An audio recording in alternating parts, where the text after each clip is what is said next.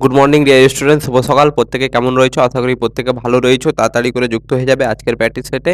এবং আমি আশা করব যে তোমরা যে বিগত প্র্যাকটিস সেটগুলো হয়েছিল, আগের যে জয়টা আমাদের প্র্যাকটিস সেট হয়েছে, তোমরা প্রত্যেকটা প্র্যাকটিস সেট ঠিক মতো প্র্যাকটিস করেছো, রিভিশন করেছো। যদি তোমরা ঠিকঠাকভাবে রিভিশন না করো স্যার, আমি ক্লাসে যা করালাম করে রেখে দিলে, তাহলে সেভাবে কিন্তু করাটাই হবে। তোমরা কিন্তু পরবর্তী প্রশ্নগুলো করতে পারবে না। সেই জন্য আমি বলবো যে ক্লাস শেষ হওয়া মাত্র প্রত্যেকটা প্রশ্ন তুমি একবার করে রিভিশন করবে এবং সাপ্তাহিক একবার রিভিশন করবে। রিভিশন খুবই গুরুত্বপূর্ণ স্যার। রিভিশন না করলে তোমার জিনিসগুলো জমেই থেকে যাবে। ক্লাসে তুমি সব কিছুই বুঝতে পারবে, কিন্তু কিছুই করে আসতে পারবে না পরীক্ষা হলে। সেই জন্য প্রত্যেকটা প্রশ্ন আমাদের রিভিশন করা খুবই প্রয়োজন। তাহলে চলো ক্লাসে একবার প্রত্যেকে যুক্ত হয়ে যাবে, একবার ক্লাসটাকে শেয়ার করে দিয়ে এবং ক্লাসটাকে একবার তোমরা থাম্ব ইমপ্রেশন দিয়ে লাইক করে দেবে ক্লাসটাকে। চলো, আজকের প্রথম প্রশ্ন রয়েছে ডব্লিউবিপির।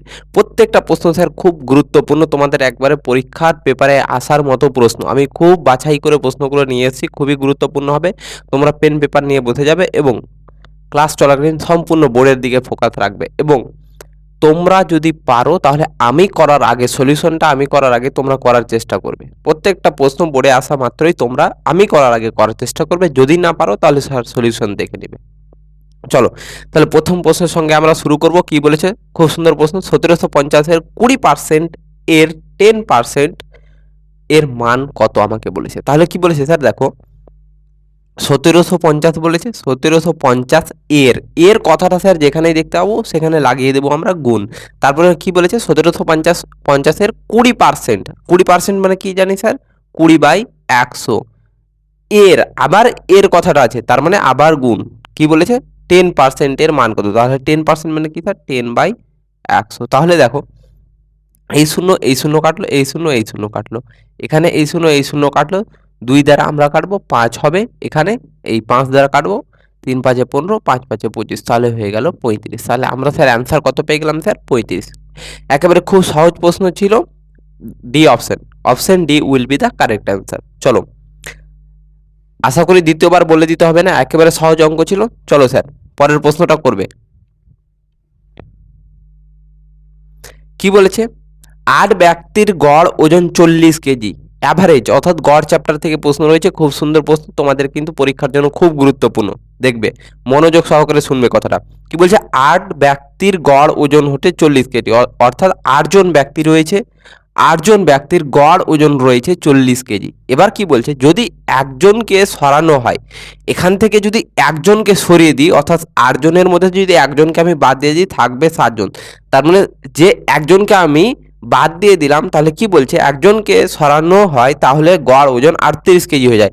তার মানে এখন এই 7 জনের গড় ওজনটা কত হয়ে যাচ্ছে? 38 কেজি। তাহলে বলছে অপসারিত ব্যক্তির ওজন কত। তার মানে যাকে আমরা বাদ দিয়েছি 8 জনের মধ্যে, সেই ব্যক্তিটার ওজন কত। তার মানে দেখো, যেই ব্যক্তিটাকে বাদ দেওয়ার ফলে গড় 40 ছিল আগে 8 জনের, এখন 7 জন রয়েছে একজনকে বাদ দেওয়ার ফলে। তার মানে একজন ব্যক্তিকে বাদ দেওয়ার ফলে গড়টা কত হয়ে গেছে? 38। তার মানে 38 যোগ করে দেব। কি স্যার যোগ করে দেব? দেখো, 8 জনের গড় ছিল 40, এখন একজনকে বাদ দেওয়ার ফলে এখন থাকছে কতজন? 7 জন। আর 7 জনের গড় কত? 38। তার মানে 40 গড় থেকে কমে কত হয়ে গেছে? 38। কত করে কমেছে স্যার? কমেছে 2 কমেছে। তার মানে কতজন ছিল? 8 জন কমেছে ছিল। তার মানে 8 ইন্টু 2। আগে কতজন ছিল? 8 জন। আর কমেছে গড় কত? 2 জন। তার মানে টোটাল পার্সেন্ট, অর্থাৎ টোটাল লোকের সঙ্গে আমরা 2টাকে গুণ করে দেবো। আগে কতজন ছিল? 8 জন। আর গড় এখন কমেছে কত? 2। তাহলে 8 গুণিত 2, তাহলে করে দাও 38 যোগ 8 2 16। তারপর কত হয়ে যাবে স্যার? 8 6 14 4, হাতে তাহলে 1 5 54। তার মানে যে ব্যক্তিটা বেরিয়ে গেছে তার ওজন হয়ে যাবে 54 কেজি। আর একবার খুব সুন্দরভাবে মনে রাখবে, বলে দিচ্ছি, কারণ প্রশ্নটা খুব গুরুত্বপূর্ণ। এই টাইপের প্রশ্ন কিন্তু তোমরা পরীক্ষার প্রশ্নে একটা না একটা দেখতে পাবে প্রশ্ন। দেখো কি বলছে? 8 জন ব্যক্তি ছিল যেখানে, তাদের গড়টা ছিল 8 জন ব্যক্তির কত করে? 40 কেজি করে। এবার গড় মানে কি? 8 জন ব্যক্তির গড় 40, মানে তারা গড়ে প্রত্যেকে 8 জন 40 40 40 40 কেজি করে। এখন একজন বেরিয়ে যাচ্ছে, যার ফলে থাকছে কত? 7 জন। আর একজন বেরোনোর ফলে গড়টা হয়ে যাচ্ছে 38। যার মানে 7 জন যে বাকি রয়েছে সেই গ্রুপে 7 জনের এখন গড় ওজনটা 38। মানে এখন প্রত্যেকের গড় হয়ে গেছে ওজনটা হয়েছে 38 38 38 করে। তাহলে দেখো তো একজনকে বাদ দিলাম, তাহলে গড়টা 40 থেকে কমে 38 হয়ে গেল। তার মানে যে ব্যক্তিটাকে আমি বাদ দিব তার ওজন কত হবে, সে বেরিয়ে গেল, তার মানে প্রত্যেকের ওজন কত ছিল, এখানে আমরা কত পাচ্ছি 38 করে গড়ে। তার মানে যে বেরিয়ে গেছে তার ওজন 38 কেজি তো হবেই, প্লাস আর কি হবে, তার বেরোনোর ফলে যে গড়টা কমছে, গড়টা কত কমছে 2 করে। আগে কতজন ছিল 8 জন, তাহলে 8 জনে কতজন কত কমবে, 8 2 16, 16 কেজি কমবে। তার মানে প্লাস 16, তার মানে সে বেরোনোর ফলে 38 কেজি তো কমবেই, প্লাস আর এক্সট্রা 16 কেজি ওজন কমবে। তার মানে টোটাল কত কমে যাচ্ছে, 54 কেজি। আর এই যে 54টা পেলাম সেটাই হয়ে যাবে যে ব্যক্তিটা বেরিয়েছে তার ওজন। চলো পরের প্রশ্ন দেখবে স্যার, খুব সুন্দর প্রশ্ন ছিল।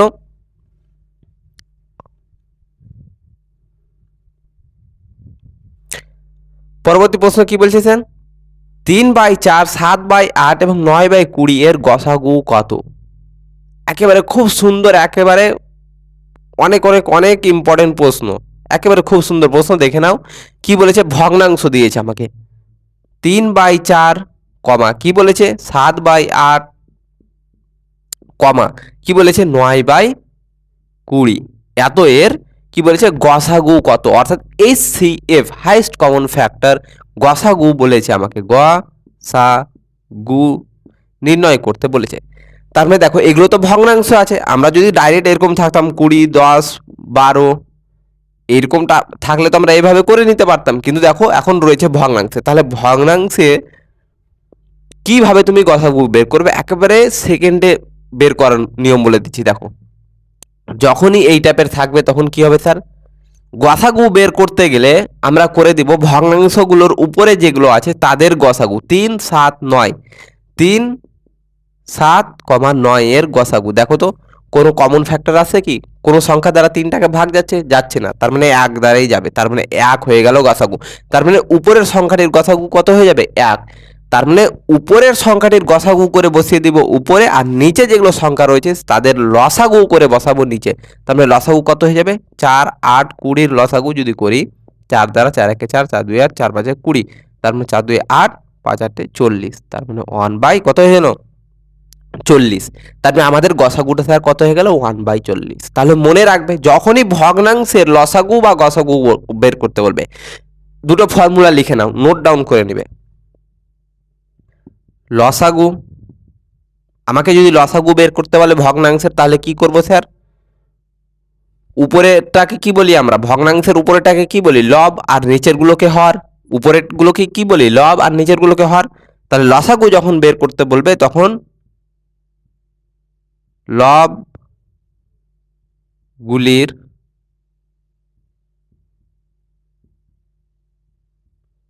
লসাগু বাই কি হয়ে যাবে, নিচে যেগুলো থাকে হলো কি হর, হরগুলির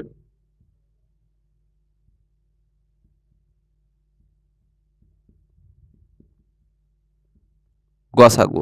আমাকে যদি লসাগু বের করতে বলে তাহলে এটা হয়ে যাবে ফর্মুলা কি, লসাগু বের করতে বললে উপরের যেগুলো সংখ্যা দেখতে পাবো সেগুলোর লসাগু করে উপরে বসাবো, আর নিচে যেগুলো সংখ্যা দেখতে পাবো সেগুলোর গসাগু করে নিচে বসাবো।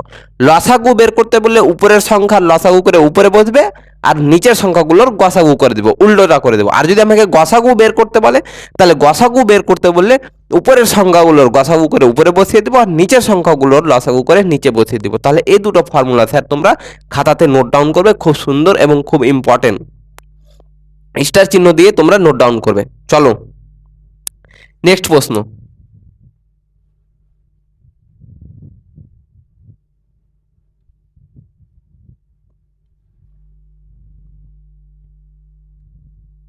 কি বলছে স্যার, একটি নৌকা স্থির জলে 30 কিমি/ঘন্টা বেগে চলতে পারে। বোট অ্যান্ড স্টিম, অর্থাৎ নৌকা এবং স্রোত থেকে অঙ্ক রয়েছে, এই অঙ্কটাও কিন্তু ইম্পর্টেন্ট। আমি প্রত্যেকটা প্রশ্ন তোমাদের আজকের সেটে ইম্পর্টেন্ট এসেছি, কালকেও ইম্পর্টেন্ট। আমি যেহেতু বেশি দিন সময় নেই সেই জন্য আমরা সেই সমস্ত প্রশ্নগুলো দেখব যেগুলো আমাদের পরীক্ষার পেপারে আসার সম্ভাবনা রয়েছে। তার মানে প্রত্যেকটা প্রশ্ন আমাদের কাছে ইম্পর্টেন্ট এবং প্রত্যেকটা প্র্যাকটিস সেট ইম্পর্টেন্ট। সেই জন্য তোমরা মনোযোগ সহকারে করবে প্রত্যেকটা প্র্যাকটিস সেট, এবং প্র্যাকটিস রিভিশন ঠিকঠাক মতো চালিয়ে যাবে। চলো একটি নৌকা স্থির জলে 30 কিমি পার ঘন্টা গতিবেগে চলতে পারে। তার মানে নৌকাটা যখন জলের গতিবেগটা স্থির থাকবে তখন নৌকার গতিবেগটা কত হয়ে যাবে? নৌকার গতিবেগটা বলছে 30 কিমি পার ঘন্টা, অর্থাৎ ঘন্টায় 30 কিমি যেতে পারবে। এবার কি বলছে, যদি স্রোতের প্রবাহ 2 কিমি পার ঘন্টা হয় তাহলে স্রোতের গতিবেগটা কত বলে দিয়েছে স্যার? 2 কিমি পার আওয়ার, অর্থাৎ ঘন্টায় 2 কিমি স্রোতের গতিবেগ।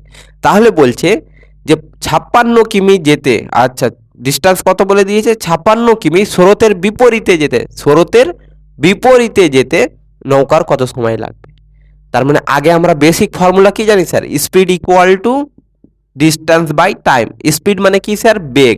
বেগ সমান কি? দূরত্ব বাই সময়। ডিস্টেন্স মানে কি? দূরত্ব। টাইম মানে হচ্ছে সময়। তার মানে বেগ সমান আমরা জানি ডিস্টেন্স বাই টাইম। তার মানে স্পিডটা কি হয়ে যাবে? দুটো কেস হয় নৌকোর ক্ষেত্রে, দুটো কেস হয় মনে রাখবে। যখন নৌকা আমার স্রোতের বিপরীতে যাবে তখন নৌকার গতিবেগ থেকে স্রোতের গতিবেগটা বাদ দিয়ে দিব। তাহলে নৌকা তো এখানে আমার স্রোতের বিপরীতে যাওয়ার কথা বলেছে, তার মানে নৌকার গতিবেগ থেকে স্রোতের গতিবেগটা বাদ দিয়ে দাও। কত হয়ে যাবে? 30 থেকে 2 বাদ দিলে 28। তার মানে স্পিডে যাতে কি বসবে? 28 বসবে। সমান ডিস্টেন্স কত বলেছে আমাকে? 56 কিমি যেতে। তাহলে 56 বাই বলেছে সময় কত লাগবে আমরা জানি না। তাহলে 28 দ্বারা কাটো, 28 2 56, তাহলে টি ইকুয়াল টু পেয়ে যাবো 2 ঘন্টা। তারপরে টি এর ভ্যালুটা অর্থাৎ সময় কতক্ষণ লাগবে স্যার? 2 ঘন্টা সময় লাগবে আমাদের। তার মানে দুটো কি কি কেস বললাম আমি? যখন নৌকা স্রোতের বিপরীতে যাবে তখন নৌকার গতিবেগ থেকে স্রোতের গতিবেগটা মাইনাস করে দেব, ভালো করে বুঝবে। আর যখনই আমার নৌকা স্রোতের দিকে যাবে, স্রোতের দিকে অর্থাৎ স্রোত যেদিকে বইছে সেদিকে যদি নৌকা যায় তাহলে সেক্ষেত্রে স্পিডটা হয়ে যাবে, এস এর ভ্যালুটা কি হয়ে যাবে? নৌকার গতিবেগ প্লাস স্রোতের গতিবেগ। যখন দিকে যাবে স্রোতের দিকে তখন নৌকার গতিবেগ প্লাস স্রোতের গতিবেগ, যখন বিপরীতে যাবে তখন নৌকার গতিবেগ থেকে স্রোতের গতিবেগটা আমরা মাইনাস করে দেব। চলো, আশা করি তোমরা বুঝতে পেরেছো। প্রত্যেকটা প্রশ্নের কনসেপ্ট ওয়াইজ আমরা নিয়ে চলবো। প্রশ্নে যারা জিরো রয়েছে তারাও বুঝতে পারবে, শুধু ক্লাসটাকে ফোকাস দিয়ে দেখবে। চলো, এ বি এবং সি 14 দিনের মধ্যে একটি কাজ করতে পারে, অর্থাৎ এ বি সি তিনজন ব্যক্তি রয়েছে, এ প্লাস বি প্লাস সি, তারা তিনজন মিলে যদি একটা কাজ করে তাহলে কত দিনে করবে স্যার? 14 দিনে করবে। এবার কি বলেছে? বি এবং সি একই কাজ 77 দিনে করতে পারে, অর্থাৎ একই কাজ এ বি সি যে কাজ 14 দিনে করছে, বি এবং সি অর্থাৎ বি প্লাস সি সেই কাজটা কত দিনে করতে পারছে স্যার? 77 ডেজ, অর্থাৎ 77 দিনে। তাহলে বলছে এ কত দিনে এ একই কাজ করতে পারবে। তার মানে আগে আমরা এখান থেকে কি বের করব স্যার? প্রথমে আগে আমরা মোট কাজ বের করব। আর মোট কাজ বের কিভাবে করি? টোটাল ওয়ার্ক, এই দুটোর লসাগু। তাহলে 14 আর 77 লসাগু করে দাও। 7 দ্বারা 7 2 14, 7 11 77, তাহলে কত হয়ে যাবে? 7 2 14 ইন্টু 11 করে দিলে কত হবে? 4 গুণ 44, 4 হাতে থাকলো 4, 11 আর 4 15, 154। তার মানে টোটাল কাজটা কত পেয়ে গেলাম স্যার আমরা? 154 ইউনিট। কিভাবে বের করলাম? এই দুটো লসাগু করে দিব, আমরা পেয়ে যাব টোটাল কাজ অর্থাৎ মোট কাজ। তার মানে এ বি সি একসঙ্গে 154 ইউনিট কাজ করছে কত দিনে? 14 দিনে। বি এবং সি 154 ইউনিট কাজ করছে কত দিনে? 77 দিনে। তাহলে দেখো, তিনজন মিলে যদি 14 দিনে করে 154 ইউনিট, তাহলে আমি একদিনে কত করবে স্যার? 14 দ্বারা ভাগ করে দিব। 14 দিনে যদি 154 ইউনিট করে তাহলে প্রত্যেক দিন কত ইউনিট করে কাজ করেছে? 14 দ্বারা ভাগ করে দাও, পেয়ে যাব আমরা 11 ইউনিট। তার মানে তারা তিনজন মিলে একদিনে কত করবে? 11 ইউনিট। বি প্লাস সি অর্থাৎ বি এবং সি যদি একদিনে কাজ করে তাহলে 77 দিনে করবে 154 ইউনিট। একদিনে কত করবে? 77 দ্বারা ভাগ করে দাও, পেয়ে যাব 2 ইউনিট। তার মানে এখান থেকে এ প্লাস বি প্লাস সি এর একদিনের মানটা পেয়ে গেলাম, আর এখানে বি প্লাস সি এর একদিনের মানটা পেয়ে গেলাম। তাহলে দেখো, এ প্লাস বি প্লাস সি একদিনে কত করতে পারছে? 11 দিনে। আর যেখানে বি প্লাস সি করতে পারছে 2 দিনে, তাহলে বি প্লাস সি এর জায়গাতে 2টা বসিয়ে দিব। 2 বসিয়ে দাও, 11। তার মানে এর ভ্যালুটা কত হয়ে যাবে? 11 থেকে 2 বাদ দিলে 9। তার মানে এ একা একদিনে কত কাজ করবে? 9 ইউনিট। কাজ রয়েছে কত ইউনিট স্যার? 154 ইউনিট। তাহলে কত দিনে করবে? 154কে ভাগ করে দিব 9 দ্বারা। যেহেতু এ একদিনে করতে পারছে 9 ইউনিট, তাহলে 154 ইউনিট কত দিনে করতে পারবে? 154/9 করে দিব। তাহলে কাটাকাটি করো, 3 3 কে 9, আচ্ছা কাটাকাটি তো যাচ্ছে না আমার, 9 কে 9 আর 6 64 যাবে না। তার মানে 154/9 দিনই হয়ে যাবে আমার অ্যান্সার। 154/9 দিন, 154/9 দিন হয়ে যাবে আমাদের সি দাগের অ্যান্সার। 154/9 দিন অপশনেও রয়েছে 154/9 দিন, তার মানে আমাদের C option will be the correct answer. তার মানে এখান থেকে আমরা কি পেলাম স্যার, যে এ একদিনে কত ইউনিট কাজ করে সেটা পেয়ে গেলাম। এবার মোট কাজ রয়েছে 154 ইউনিট, তাহলে 154 ইউনিট কাজ কত দিনে করবে? এ যদি একদিনে করে 9 ইউনিট, তাহলে 154 ইউনিট কাজ কত দিনে করবে স্যার? 154/9 ইউনিট।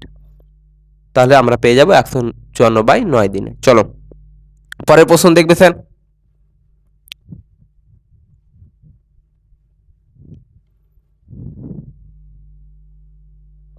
চলো পরের প্রশ্ন খুব গুরুত্বপূর্ণ প্রশ্ন রয়েছে, তোমরা প্রত্যেকে করে দেখো, প্রত্যেকে অ্যান্সার করবে, আমাকে প্রত্যেকে অ্যান্সার করবে। কি বলছে প্রশ্ন আমার? চলো দেখি করে দেখাও। পরিমিতি চ্যাপ্টার থেকে অঙ্ক রয়েছে, তোমরা প্রত্যেকে করে দেখাও। 30 সেকেন্ড সময় থাকবে তোমাদের জন্য, প্রত্যেকে করবে অঙ্কটা। আশা করি তোমরা করতে পেরেছো স্যার। দেখবে এবার আমার সঙ্গে দেখে নিবে, অ্যান্সারটা মিলিয়ে নিবে কাদের কাদের অ্যান্সার ঠিক হয়েছে। চলো, 7 সেমি ব্যাসার্ধ বিশিষ্ট একটি গোলকের আকারে একটি জলের ট্যাঙ্ক রং করতে কত টাকা খরচ হবে যদি প্রতি বর্গ সেমিতে রং করতে 4.5 টাকা করে খরচ হয় তবে? অর্থাৎ প্রতি বর্গ সেমিতে কত করে খরচ হচ্ছে? 4.5 টাকা করে খরচ হচ্ছে। তাহলে বলছে 7 সেমি ব্যাসার্ধ বিশিষ্ট একটি গোলাকার ট্যাঙ্ক রয়েছে, তাহলে সেই গোলাকার ট্যাঙ্কের গায়ে যদি আমরা কালার করতে চাই অর্থাৎ পেইন্ট করতে চাই, তাহলে কত টাকা খরচা হবে মোট আমাকে জিজ্ঞাসা করেছে। তার মানে কার গায়ে করছে স্যার? দেখে নাও, এটা যদি একটা গোলাকার ট্যাঙ্ক থাকে, এটা আমার গোলাকার ট্যাঙ্ক, তাহলে এর গায়ে আমাকে রং করার কথা বলেছে। তার মানে এর গায়ে রং করা মানে কি? এগুলোতে আমার রং করবে, এই জায়গাগুলোতে বাইরের তলটাতে আমার বাইরের তলে রং করা মানে কি? আমার বক্রতলের ক্ষেত্রফল অর্থাৎ বক্রপৃষ্ঠের ক্ষেত্রফলের কথা বলেছে। আর বক্রতলের ক্ষেত্রফলের সূত্র আমরা কি জানি স্যার? এটা সম্পূর্ণ গোলাকার বস্তু রয়েছে, তার মানে কত হয়ে যাবে? 4πr², 4πr²। তার মানে দেখো 4 ইন্টু পায়ের মান কত? 22/7 ইন্টু আর এর মানটা কত বলে দিয়েছে? 7 সেমি ব্যাসার্ধ বিশিষ্ট অর্থাৎ 7। তার মানে 7 যদি হয় তাহলে আর স্কোয়ার কত হয়ে যাবে? 7 ইন্টু 7। তাহলে কাটাকাটি করো, 7 7 কাটবে, তাহলে কত হয়ে যাবে? 8 8 ইন্টু 7, তাহলে কত হয়ে যাবে? 7 8 56, 6 হাতে হলো 5, 7 56 56 আর 61, তাহলে কত হয়ে গেল স্যার? 616 সেমি স্কোয়ার হয়ে গেল আমাদের। বাইরের যে ক্ষেত্রফলটা রয়েছে সেটা পেয়ে গেলাম আমরা, বাইরের ক্ষেত্রফলটা বক্রতলের ক্ষেত্রফলটা পেয়ে গেলাম। তার মানে টোটাল এত সেমি স্কোয়ারে আমার রং করবে, আর প্রত্যেক সেমিতে কত করে খরচ হচ্ছে বলছে আমার? 4.5 টাকা করে। এক সেমিতে, এক বর্গ সেমিতে যদি আমার 4.5 টাকা করে খরচ হয়, তাহলে এততে কত হবে? গুণ করে দিব। একটা সহজভাবে বোঝার কথা বলছি, দেখো তুমি একটা ঘর তৈরি করছো, তোমাকে যদি বলে যে একটা দেওয়াল তৈরি করতে, ঘরের একটা দেওয়াল তৈরি করতে যদি 5 টাকা খরচ হয়, তাহলে 4টা দেওয়াল তৈরি করতে কত টাকা খরচ হবে? তাহলে কি করবে? 5 ইন্টু 4 করে দিবে। যেহেতু একটা দেওয়ালে 5 টাকা করে খরচ হচ্ছে, তাহলে 4টা দেওয়ালে কত হয়ে যাবে? 5 ইন্টু 4 20 টাকা। একই রকম এক বর্গ সেমিতে 4.5 টাকা যদি খরচ হয়, তাহলে 616 বর্গ সেমিতে কত হবে? 616 ইন্টু 4.5 করে দিব। তার মানে এই দশমিকটা তুলতে গেলে কি হয়ে যাবে? দশমিক তোলার জন্য নিচে আমরা কি দ্বারা ভাগ করে দেব? দশমিকের জন্য 1, আর পরে কটা সংখ্যা রয়েছে? একটা, তার মানে একটা শূন্য। তারপরে 5 দ্বারা দাও, 5 9 45, 5 2 10, 2 দ্বারা কাটবো 3 0 8, 308 ইন্টু 9 করে দিলে কত হয়ে যাবে? 8 9 72, 3 9 27, 2772 টাকা। তার মানে কত টাকা খরচ হবে স্যার? 2772 টাকা। 2772 কোথায় রয়েছে? 2772 option A will be the correct answer. তার মানে আমরা পেয়ে গেলাম এখান থেকে। এবার তোমাদেরকে যেটা ইম্পর্টেন্ট জিনিস মনে রাখবে, এখান থেকে আমি 3টা ফর্মুলা লিখিয়ে দিচ্ছি, তোমরা মনে রাখবে যখন আচ্ছা এটা আমি মিটিয়ে দিচ্ছি। তাহলে গোলক সম্পর্কিত 3টা ফর্মুলা দেখে নাও তোমরা কি কি। বাকি যে শঙ্কু চোঙ রয়েছে সেগুলো যখন সেই টাইপের অঙ্কগুলো আসবে, আমি তখন সেগুলোরও প্রত্যেকটার ফর্মুলা লিখিয়ে দেব। তাহলে দেখে নাও, যখন আমাকে স্যার পুরো গোলকের ক্ষেত্রফল বের করতে বলবে, এই পুরা গোলক রয়েছে, গোলকটার যদি ক্ষেত্রফল বের করতে বলে, তাহলে সমগ্র তলের ক্ষেত্রফলটা কি হয়ে যাবে? গোলকের সমগ্র সমগ্র তলের ক্ষেত্রফল হয়ে যাবে আমার 4πr², 4πr² বর্গ একক। বর্গ একক বলতে কি স্যার, যদি আমার সেমিতে দেওয়া থাকে তাহলে সেমি স্কোয়ার, মিটারে থাকলে মিটার স্কোয়ার হয়ে যাবে। বর্গ কথার অর্থ কি স্কোয়ার। তারপরে আমরা পেয়ে গেলাম 4πr²। প্রত্যেকে কিন্তু খাতাতে নোট করে নোট ডাউন করে রাখবে। এবার যদি আমাকে অর্ধগোলক বলে, এইভাবে বলে, তাহলে অর্ধগোলক থেকে কিন্তু দু টাইপের প্রশ্ন তৈরি হবে।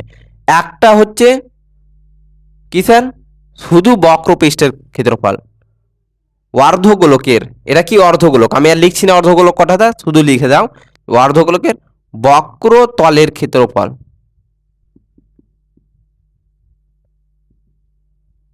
বক্রতলের ক্ষেত্রফলটা কি হয়ে যাবে স্যার, 2πr²। যেহেতু এটা যদি 4πr² হয় তাহলে এটা কত হয়ে যাবে, অর্ধেকের 2πr²। কিন্তু যদি তোমাকে বলে অর্ধগোলকের সমগ্র তলের ক্ষেত্রফল,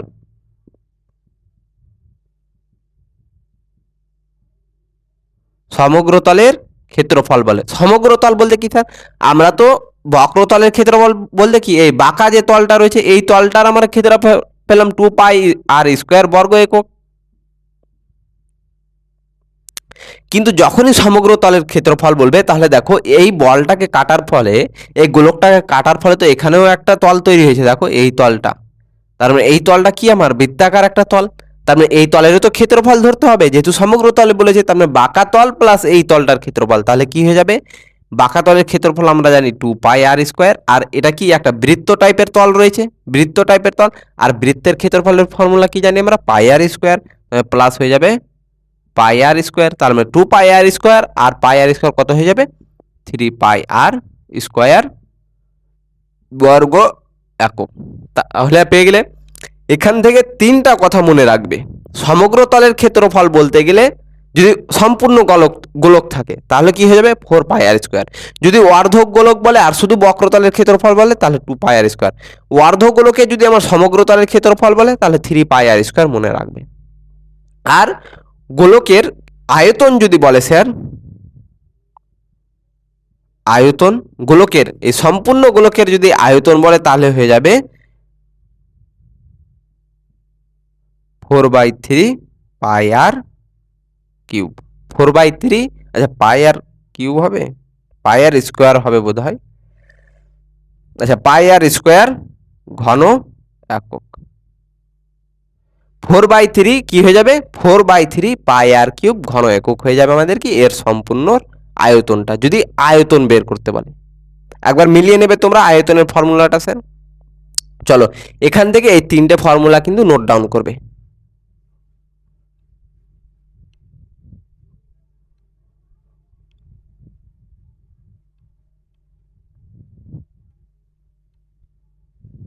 চলো নেক্সট প্রশ্ন কি বলছে আমাদের,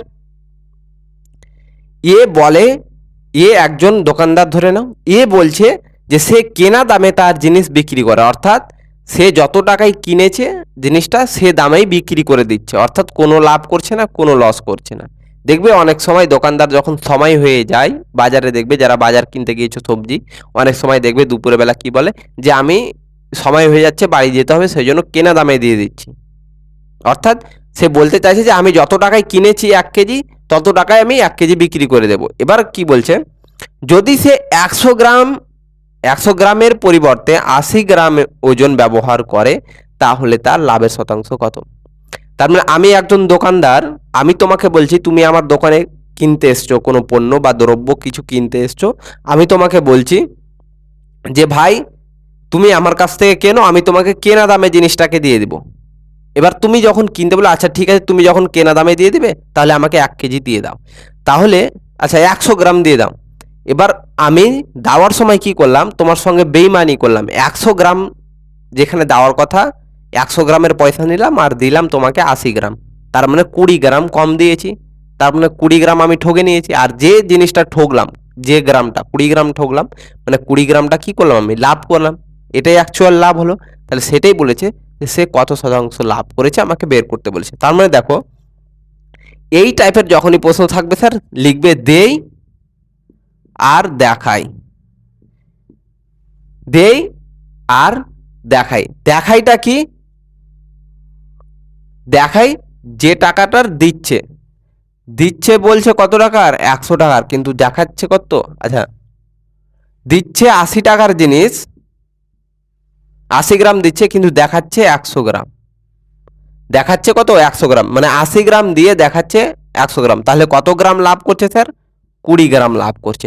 কত গ্রামের মধ্যে, এই 80 গ্রামের মধ্যে, 80 গ্রাম দিয়ে 20 গ্রাম লাভ করছে, তার মানে বাই 80 ইন্টু হয়ে যাবে শতকরা বের করতে গেলে 100% দ্বারা গুণ করে দাও, 0 0 2 দ্বারা 4, 4 দ্বারা 25, তার মানে হয়ে গেল কত 25% will be the correct answer. তার মানে তার কত পার্সেন্ট লাভ হলো স্যার, 20%।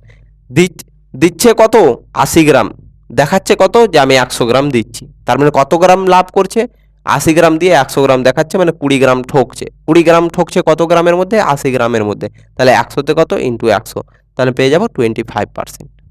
আশা করি তোমরা বুঝতে পেরেছো। এখান থেকে আমাদের আজকের প্র্যাকটিস সেটটা শেষ হচ্ছে, এবং আমি আশা করি তোমরা প্রত্যেকটা প্র্যাকটিসেস যা প্রিভিয়াসে হয়ে গেছে, অর্থাৎ বিগত দিনগুলোতে হয়ে গেছে, তোমরা প্রত্যেকটা প্র্যাকটিস সেট ঠিকঠাকভাবে করছো, এবং প্রত্যেকটা প্র্যাকটিস সেট তোমরা ক্লাস শেষ হওয়ার পরে প্র্যাকটিস করছো, রিভিশন করছো। স্যার রিভিশন না করলে একটা জিনিস দেখবে যে শেষে গিয়ে এই জিনিসটা হবে যে তুমি ক্লাসে তো বুঝতে পেরেছো, সবকটা বুঝতে পেরেছো, কিন্তু সেগুলোকে রিভিশন না করার জন্য, প্র্যাকটিস না করার জন্য সময় মতো কি হয়েছে তোমার, তুমি সেগুলোকে ভুলে গিয়েছো, ফর্মুলাগুলো ভুলে গিয়েছো, মেথডগুলো ভুলে গিয়েছো, কনসেপ্টটা ভুলে গিয়েছো। সেই জন্য মাঝে মধ্যে তোমরা প্র্যাকটিস করবে, রিভিশন করবে, তাহলে সেই জিনিসটা তোমার মনে থাকবে।